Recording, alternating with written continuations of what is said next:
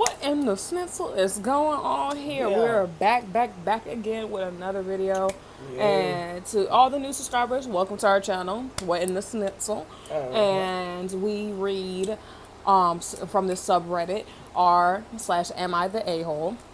And we basically just read these stories to you and give our opinion. And we want you to comment down your opinion, like, subscribe, join us for more because we do this daily. And don't comment on my bonnet. Y'all mamas wear bonnets. Anyway, from the Mamas, story. aunties, cousins, everybody wearing bonnet. We in the comfort of our own home. Amen. Of course, I don't let her go out the house with a bonnet on. Oh no. But anyway. That'll be a whole different story. Okay, so AITA for chewing out my 35-year-old sister, a 37-year-old female sister for pressuring my daughter, 13, to babysit for free. Who doing that now? Mm-mm.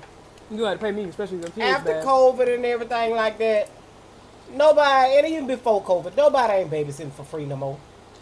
Because sometimes children are not well behaved.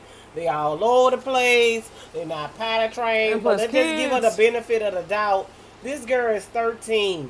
What she know about That means kids? she is 8th grade. Or this is her summertime for her to babysitting a relax kid, and dog. not be stressed. That's what I'm saying. That's why I just had one. Because after my mama told me, oh no, baby, I don't do that. I said, okay, well, let me just take care of the one that I got.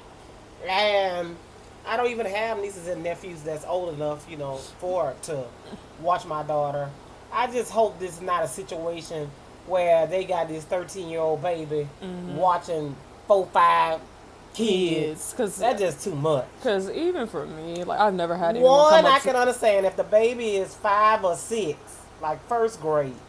One, I can understand you ran into a crunch where somebody canceled on you or something. But other than that, watch your own kids. If you trying to say watch them so you can go out to a club, let's get our priorities straight.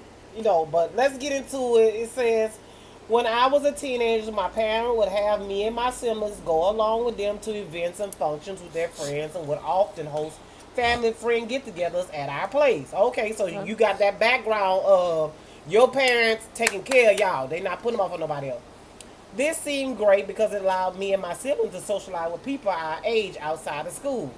However, at some point when I was 12 or 13, I would notice that a lot of these parents would come and just abandon their kids. Oh, okay, hold on.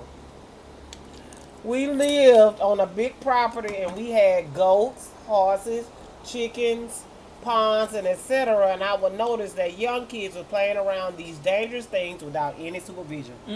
Well, baby, you 30 something. In my 40s, baby, you played outside until the street light came on, and our parents didn't know what we was doing. Riding down, jumping over ditches, everything, baby. Miss me. I know that the pond is dangerous. Somebody can drown. But most of the time with the horses, you probably get kicked or something or picked by a chicken. But y'all survived because you're not telling this story 30-something years later. So let's move on past that, ma'am. Let's get to what you wrote in that's for not a good thing for a kid to be kicked by a horse. No, I'm saying, she's saying that there was probably dangers because there was no supervision. But I'm saying you was part of that non-supervision and you here to tell the story. So don't lead by that. Let's just focus on why you typed this up from the get-go. So, okay. Because of this, I felt like I had to keep an eye on them. Oh, you keep an eye on people, cheering. Oh, because you 12 and 13 and you saying she's you talking know about their better. little kids, Mom. Okay, then. Well, go tap they on their shoulder. Mine. They over there jumping over that pond, playing in that pond. Mine. They over there pulling that horse tail. I never put myself in a situation where I had to take care of somebody else's kid. But anyway, that's neither here or there. Because I know I done watch my siblings. So don't focus on that.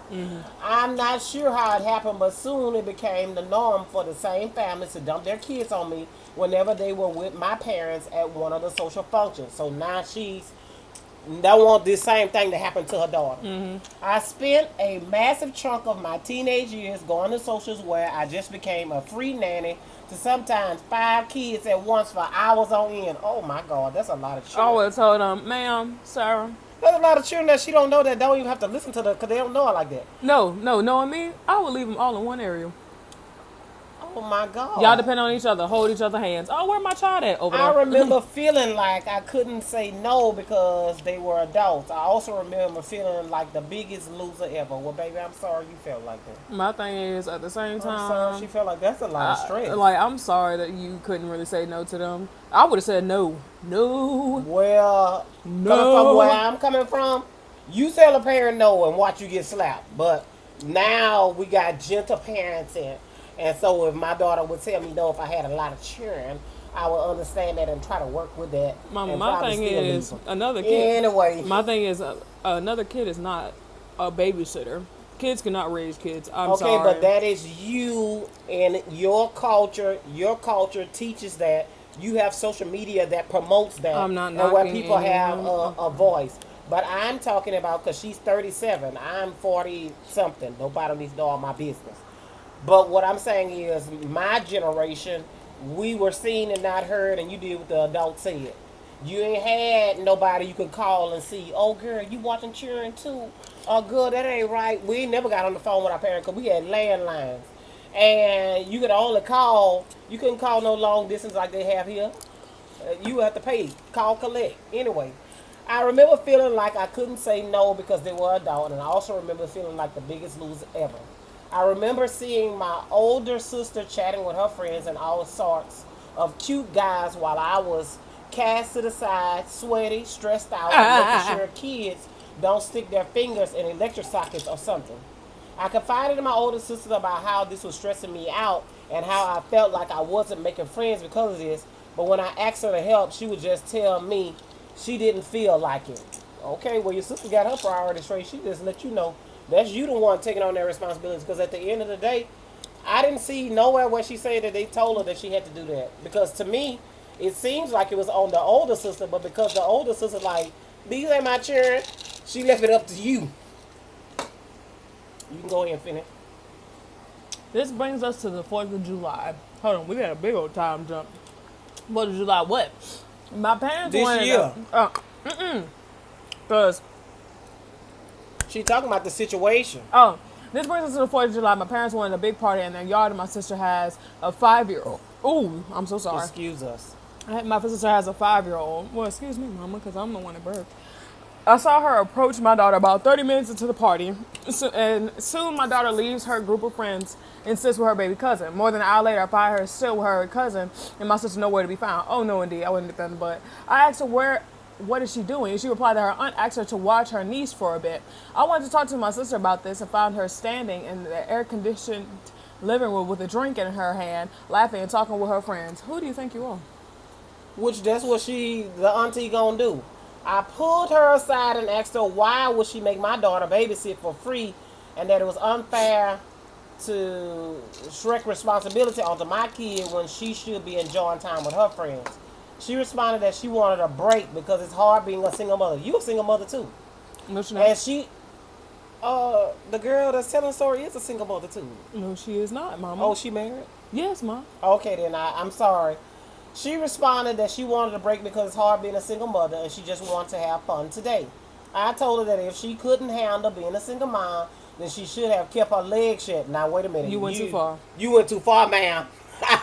This done escalated. My thing is, I understand. I know that's bad and things escalated and my husband and I left her. Oh, yeah, I That's know what it she said. escalated. Because that lady had that liquor in her and she was ready for that smoke.